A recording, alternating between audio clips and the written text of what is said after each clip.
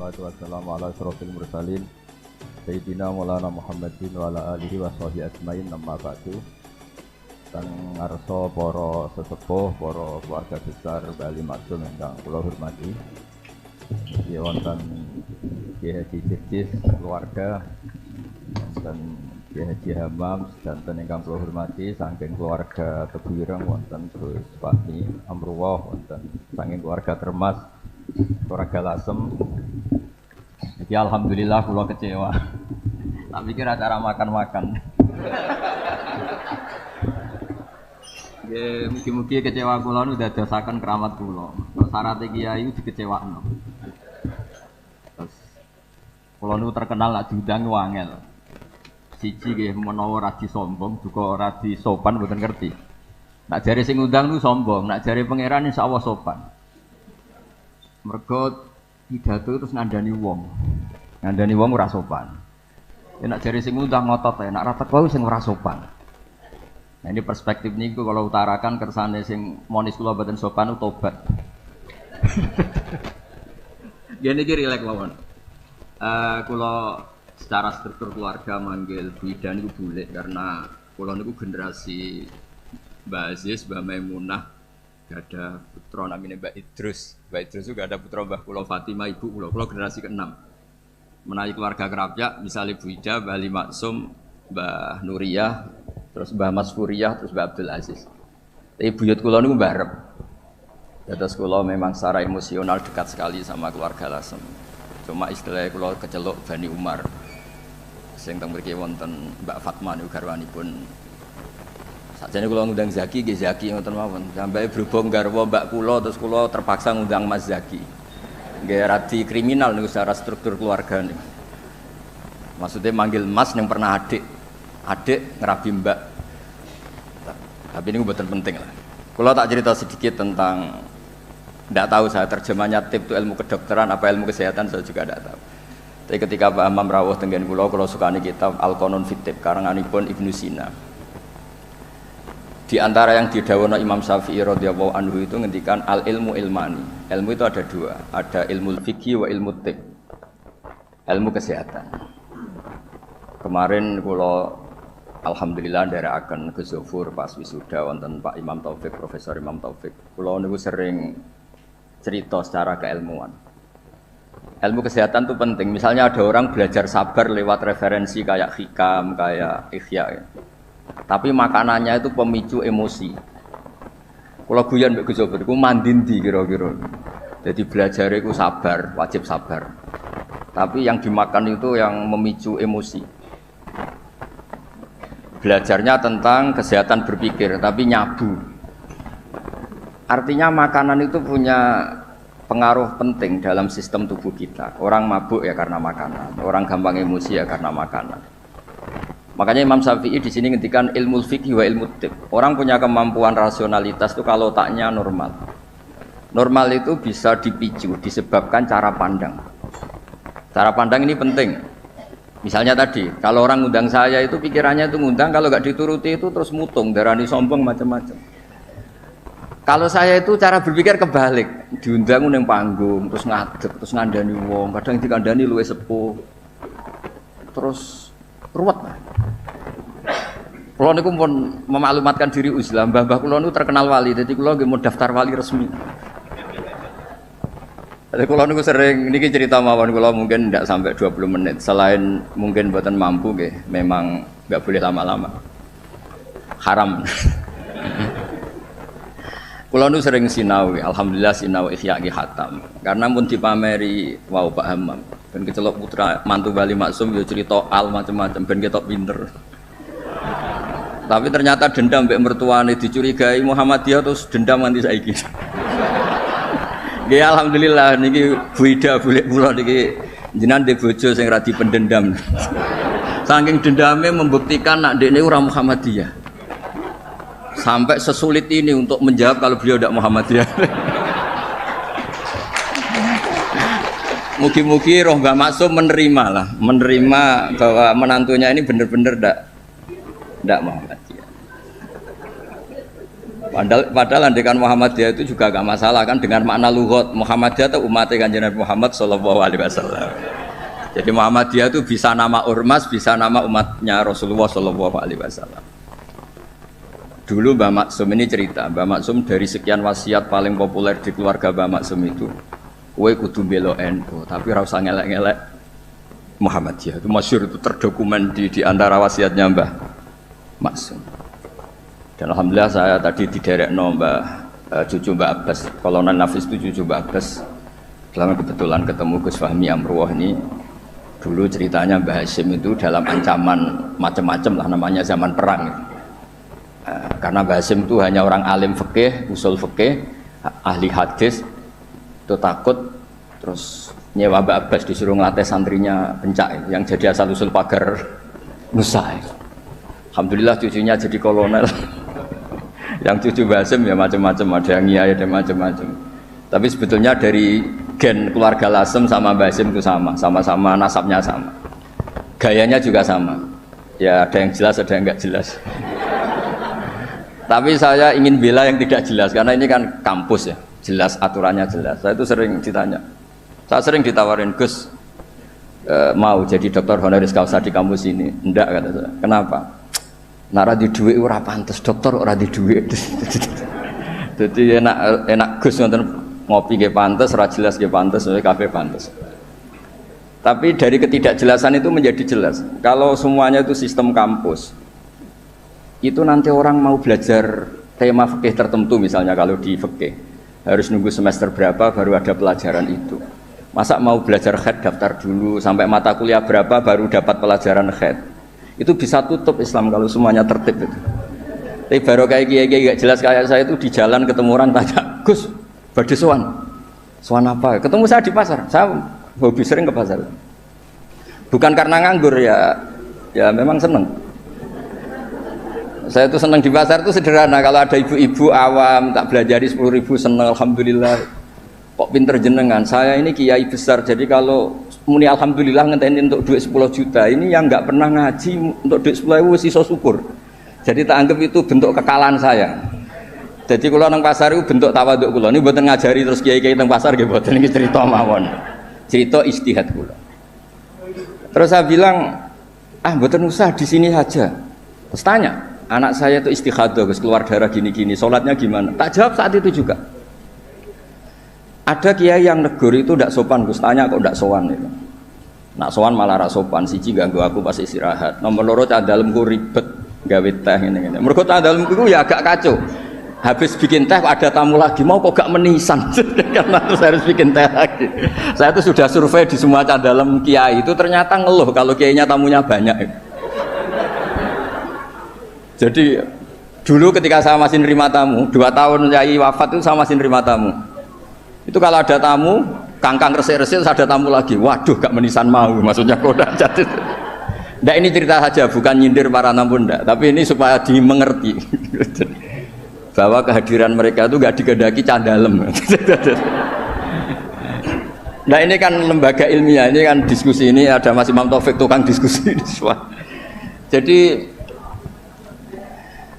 nah ini yang tertib ya monggo, yang nggak tertib ya, karena barokahnya tidak tertib itu misalnya semua orang soleh di masjid, kalau ada orang kecelakaan yang nolong ya orang-orang yang di jalan, itu orang-orang nggak tertib, tapi itu efektif itu, ada orang tersesat yang nolong mereka, kecelakaan mereka, ada orang jambret yang nolong mereka. Jadi umat Islam itu di mana saja itu baik, yang jalur kampus ya baik, yang jalur nggak tertib kayak saya juga baik. Dan dari dulu saya itu yakin suatu saat saya tetap keramat dengan cara saya seperti ini. Bukan apa-apa, karena tadi orang Islam itu banyak yang nganggap kampus itu elit. Wow, itu bayar, terus elit, terus berdasi. Jadi bayang notok aja enggak. Kalau cerita Pak Imam Taufik pertama kuliah itu sudah bayangkan di wisuda, kata beliau pas di sana pertama masuk itu sudah bayangkan di wisuda. Kalau di pondok kan enggak. Wong Islam taluan mondok, sekian ini ra jelas, padha ra jelas santai. Dijak jagungan, mau ditakoki kowe candi le. Ngapak, yang ngapak-ngapak, santai. Ya pokoknya nggak jelas. Tapi dari cerita nggak jelas itu saya punya argumentasi ilmiah. Yang milih jalur ini, saya kan tidak perlu cerita yang jelas-jelas tadi beliau sudah promosi sampai sebegitu hebatnya. Hebat, betul. Pokoknya top lah. Cara tahadus bin ni'mah itu top. Tidak tahu tahadus apa sponsor, tidak tahu. Tergantung niat itu.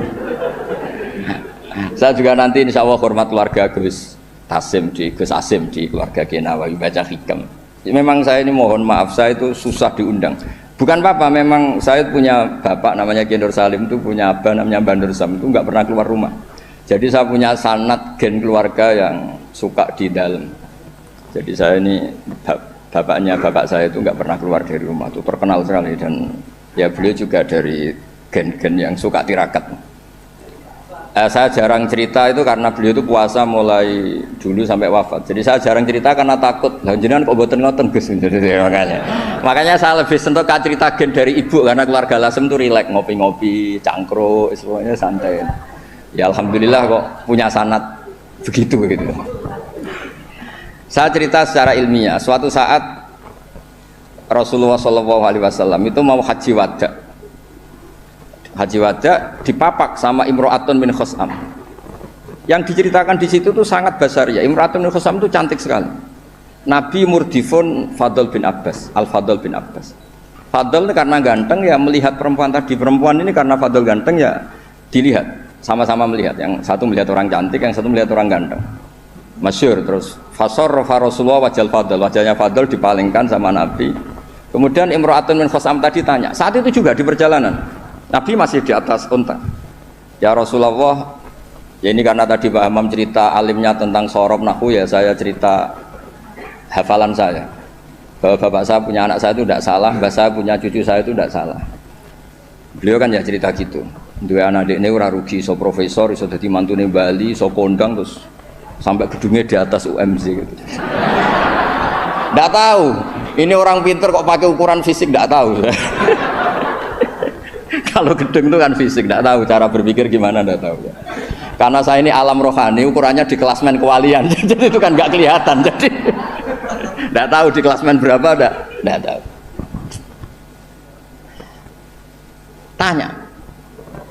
Tanya inna faridotawah ala ibadihi adrokat abi syekhon kabirun. Afa ahujju anhu. Nabi jawab, qala na'am. Ayan fa'uhu dzalik, qala na'am. Kama lokana ala biki denun fakodaitihi nafa'ahu. Ya Rasulullah, bapak saya ini sudah sepuh sekali ketika haji diwajibkan. Apa saya bisa menghajikan beliau? Bisa. Apa manfaat? Ya bisa, seperti bapak kamu punya utang, kamu yang bayar itu cukup. Ya. Lalu Imam Bukhari itu mengebabkan ini sampai 3 kali. Satu di bab haji makdud. Jadi sebetulnya haji itu ada 2. Yang niabah atau badal, menghajikan yang mati karena sudah tidak bisa haji, atau menghajikan yang lumpuh yang nggak mungkin haji lagi, disebut haji ma'dud. Jadi Imam Bukhari mengebabkan babul hajil ma'dud atau al-ihjad anil ma'dud. Tapi di bab berikutnya dengan hadis yang sama persis beliau mengebabkan babu hajil mar'ati anir rojul, karena secara fikih ini masalah, masa perempuan mengganti lelaki. Tapi dengan hadis yang persis di bab ilmu Imam Bukhari mengebabkan babul futya fit thoriq.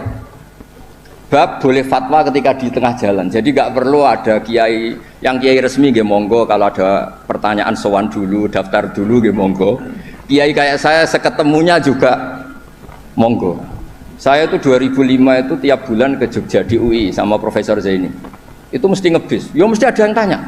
Jenengan Gus Mbak nggih. Wah, beneran Gus badhe tangklet. Niku kadang sampai Rembang sampai Semarang ora barbar. Tak takoki sampai 20. Loh kok banyak betul. Mumpung ketemu Gus, nek jenengan disowani wangel. Nggih barokahnya niku mboten bayar Pak Imam, dadi ikhlas. Mboten niki cerita mawon barokahe ketemu niku mboten bayar, dadi ikhlas ini.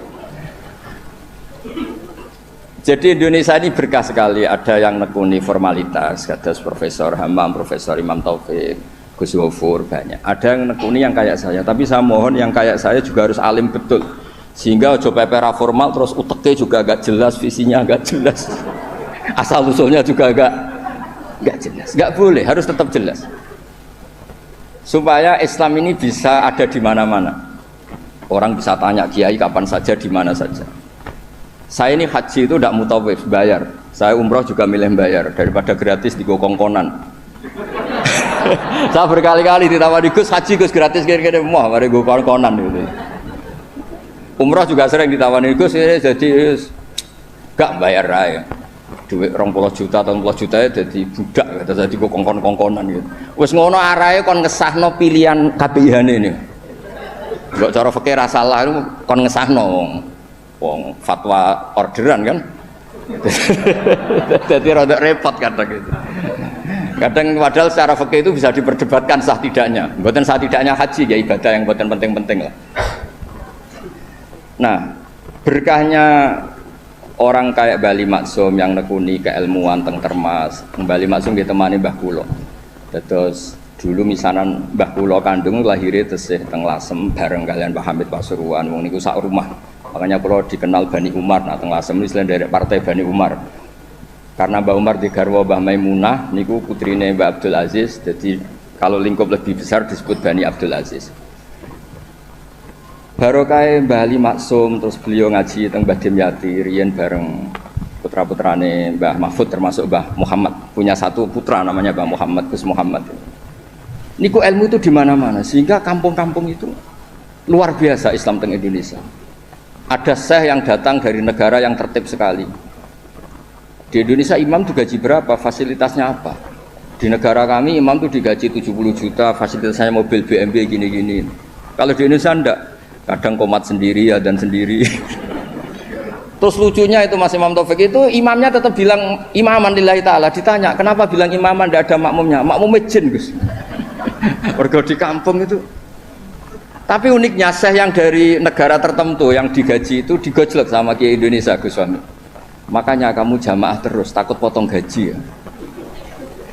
Karena dia digaji, difasilitasi, kalau dia bolos itu potong gaji. Kaget saya, ternyata ini masalah dalam dunia ikhlas itu. Pertama mencibir Indonesia, imam nggak diperlakukan secara terhormat, nggak difasilitasi. Terus kata imam-imam Indonesia, makanya jenengan sholat terus takut potong gaji. Akhirnya saya ini sadar. Oh ya bagus ikhlas. Ya artinya barokahnya nggak tertib itu juga hakikatnya tertib karena akhirnya ada masjid di kampung-kampung nggak jelas pendirinya siapa, wakafnya juga sengketa, sertifikasinya juga sengketa, kiainya juga sengketa. Yang baru jadi takmir semangat pengajian besar, yang nggak takmir mutung. Baru kayak mutung terus bikin masjid tandingan, akhirnya masjid di situ banyak, alhamdulillah. Pokoknya, nah, kiai itu harus punya kelapangan pandangan seperti ini supaya Islam itu di mana-mana. Kalau semuanya tertib, nanti prosedural. Masa mau tanya haji saja nunggu semester yang kebetulan ngajarkan apa? Haji. Wong sholatnya subuh mau tanya pakar fikih ngantornya jam 9 bisa ditemui jam 1. Pertanyaannya tentang sholat subuh. Subuh hari ini, kalau hari besok kan, ya kalau hari ini kan, nah kalau kiai kan nggak ketemu di jalan tadi tanya, Gus, anak kula niku keluar terus darah ini ku sak dhuwure adat, niku sholat apa mboten? Biasanya kate berang dina 6 dina wis rudat ilal adat semua gerbar 6 dina hukum istihadah ngene kan. Gak usah sowan Gus, gak ngel-ngelo cah dalemku ngono. Ini mboten nyindir, maksudnya cerita, jadi mboten bercerita. Jadi monggo lah istihad apapun itu baik asal didasari keilmuan yang baik. Jangan sampai apa ya, karena kita punya pilihan istihad tertentu seakan-akan yang lain itu salah. Saya berkali-kali cerita menyangkut istihad. Ya saya ulang lagi, saya berkali-kali cerita tentang istihad dan dari sekian itu diantara yang mau saya baca di sini nanti kitab ini saya tinggal mungkin bisa dipelajari menantu Bali Maksum yang bernama Profesor Hammam itu yang tadi cerita terus tentang bahasa Arab kayaknya butuh legitimasi ini loh mantu Bali gitu. Beliau khawatir kalau hanya dianggap pakar medis itu apalagi di depan keluarga Lasem nah, darani raiso ngaji kan yuhisin mantu Bali Maksum jadi tadi maklumat terselubung kira-kira gitu. Ini kata beliau kan ini tetap ingin ikut sunnah Rasulullah Shallallahu Alaihi Wasallam. Ini saya bacakan. Ini kitab yang luar biasa. Ini namanya kitab Al-Milanul Kubro karangannya Imam Sa'roni. Ada perubahan yang enggak diduga para kiai-kiai Indonesia. Ngiranya perubahan itu kan masyhur kan fal yughayyiruhu biyadi terus urutannya apa? Man ra'a minkum munkaron fal yughayyiruhu biyadi dulu ya. Terus bilisani, yang terakhir apa? Biqalbi. Itu umumnya kiai kan nafsiri biqalbi itu, yang penting kamu gak suka kemaksiatan itu, yang penting Anda ngingkari atau gak suka bentuk-bentuk perilaku maksiat itu. Tapi di sini ada dawuh ya, makalah dari Imam Sa'roni. Ini bisa disimak, nanti kitab ini saya tinggalkan, saya tinggal maksudnya. Saya baca ya. Ketika watahhiruhu bil qalbi likullil arifin alladzina ghalaba alaihim syuhudu ikhtiqarihim nufusahum ayyakunu nahina li ghairihim fayatawajjahu ahaduhum bil qalbihi ila Allah azza wa jalla fi tahyiri dzalikal munkar fayakuffu dzalimu an dzulmihi wa syaribul khamri an syurbihi fahadha huwa tahyiru haqiqatan. Jadi kalau menurut pakar ilmu hakikat fal yughayyiru bi qalbi itu Pak Hamam punya hubungan munajat dengan Allah, nak dikandani ra kena tak madhep aku ning pangeran. Umat didongakno, dongane jenengan mandi terus semua orang itu baik. Jadi biqalbi itu menurut saya teori ini lebih masuk akal. Kalau biadihi itu aksi nyata melakukan perubahan bil lisan, harusnya bil qalbi juga aksi nyata melibatkan qalbu untuk melakukan perubahan, yaitu munajat dipakai doa. Dan itu yang dilakukan para wali-wali. Ketika anak nakal itu mesti nak ngandani bapake, ya coba kandani tok, tirakati le. Dongakno tirakati. Orang ngandani nabok ra kasil, ngomel ra kasil, wis ora urusan. Ndak begitu maknanya biqalbi itu gitu. Jadi biqalbi itu tawajuh sama Allah taala bil qalbi, mendoakan yang sedang nakal supaya apa? Tobat. Jadi ini bentuk penghormatan kula kalian Bu Ida pernah boleh kulo di struktur keluarga Lasem semua Bani Bali Maksum supaya ngikutilah bahwa kita ini tidak cukup untuk fisik kita melayani umatnya Rasulullah. Saya sering cerita ke orang-orang, nah aku jadi kiai apian hormat tamu mangan enak, mungkin gajaran hormat tamu itu 10, tapi ngel-ngelo candalem apa mana nak nyentak cepet nang mateng, goblok masake gak enak. Jadi hormati untuk poin 10, ngamuke untuk dosa 10. Kira-kira 50-50 lah kira-kira gitu. Kula lho niki madzhab kula, sampean ndak harus ikut saya. Tapi tolong didengar. Tidak harus ikut tapi tolong didengar itu. Supaya seimbang. Nah, fatwa yang engkar bil qalbi itu memang bughdul mungkar itu wajib. Jadi teori yang terkenal, saya ulang lagi, teori yang terkenal, melihat kemungkaran kita berubah biadi, enggak bisa, bilisan enggak bisa. Bil qalbi itu yang penting kamu budul mungkar, karena hubul mungkar tidak mungkin, tidak taat. Membenci mungkar itu taat, mencintai mungkar itu maksiat. Jika orang fikih juga gak salah ketika bilang bil qalbi itu yang penting kamu anti kemungkaran, kamu benci kemungkaran. Oke, itu benar secara fikih. Tapi secara ilmu hakikat itu masalah. Masalahnya begini. Biadihi itu ikhtiar untuk bikin perubahan. Nah, bilisanihi juga ikhtiar untuk bikin perubahan. Ya harusnya bil qalbi juga ikhtiar qalbu untuk bikin perubahan. Caranya apa? Tawajjuh ila Allah dengan berdoa. Nggih, paham nggih clear nggih. Wong wae jenengan mantu Bali Maksum tenan pun kula percaya. Wong iso cerita al ta'rif ya semacam-macam. Kula mau montak mandho. Ono wong iki. Mpun mengke nak teng alam roh Bali Maksum kula matur pun mboten ngarah Muhammadiyah. Masa untuk menjawab supaya gak dituduh Muhammadiyah sampai sesulit ini. Gawe menara nekakno putu Mbah Hasim terus untuk mengesahkan. Insya Allah Bali Maksum buatan tipikal tiang suudon, munduran percaya.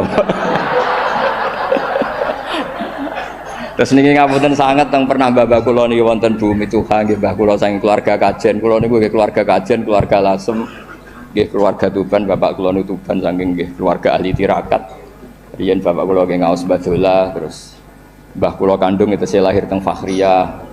Nggih kula niki dekat sekali lah sama keluarga Lasem. Terus mulai kecil saya disarang sama Gus Yofur. Nggih kula niki tapi kula milih jalur yang mboten jelas itu. Nah, baru kayak gak jelas itu Islam wonten di mana-mana. Sebab itu di antara dawuh wa ta'ala bal naqdhifu bil haqqi 'alal batil fayadmaghuhu fa idza huwa zaid. Qadzafa itu acak. Jadi Islam atau kebenaran bisa dibawa secara tertib kayak di kampus-kampus, juga bisa dibawa cara acak. Qadzafa itu maknanya acak. Karena qadzafa itu maknanya memang acak. Sebab itu Imam Busiri nafsiri qadzafa di situ Fadurru yazdadu husnan wa huwa muntazimun wa laysa yanqusu qadran ghairu muntazimin. Air yang dipam, yang ditata juga baik. Tapi barokahnya air acak, orang di tengah hutan nemukan air di mana-mana. Kalau semuanya ditertibkan di menara air, nanti kalau nyari air di titik yang sama. Nah, makanya fadurru yazdadu husnan wa huwa muntazimun wa laysa yanqusu qadran ghairu muntazimi. Jadi kebaikan itu kamu untai secara tertib ya baik, kamu acak saja namanya kebaikan juga tetap baik. Jadi saya pikir kalau diaturi Bu Ida, diaturi pernah bulik kula ketemu mriki tak anggap pengakuan yang tertib pada yang tidak tertib. Jadi anggap mawon ngoten gitu. Nak nganggo hukum sopan yo ngongkone wong tertib ambek sing ora tertib. Sopane sing ora tertib ambek sing tertib. Nyatane kalau dikongkon gelem kan berarti cah sopan. Bocah apik lah. Terus kula suwun niki kitab ini saya tinggal untuk hadiah pada keluarga mriki Almata. Jadi ada ulama yang mengatakan fal yughayyiru biqalbi niku artinya apa? Faya tawajjahu ahaduhum. Jadi pertama orang-orang sufi itu ya ghalaba alaihim syuhudu ikhtiqarihim nufusahum. Mereka itu menganggap dirinya itu siapa sih? Saya ini tidak Tuhan, tidak al-mudabbir, tidak pengatur alam. Kok ingin merubah alam? Kita ini siapa sih? Kok menamakan diri sebagai pengubah alam, pengubah sosial, inspirator sosial? Kita ini siapa? Tidak siapa-siapa di depan Allah itu la haula wala quwata illa billah. Ya. Maksudnya benjenengan buat nama nahu wek sorop tak unggahno dadi makom hakikat. Mengke karena babanya Mbak Maksum nggih dugi Mbah Sambu. Mbak Ali Maksum nggih ibuke sang dugi Mbah Sambu. Nah Mbah Maksum dugi mriku Raja napa? Mahmud nggih. Nggih Sultan Mahmud. Jadi jenengan dadi mantune raja ya mantune wali. Mulane membela dirine sampai sak jam kok.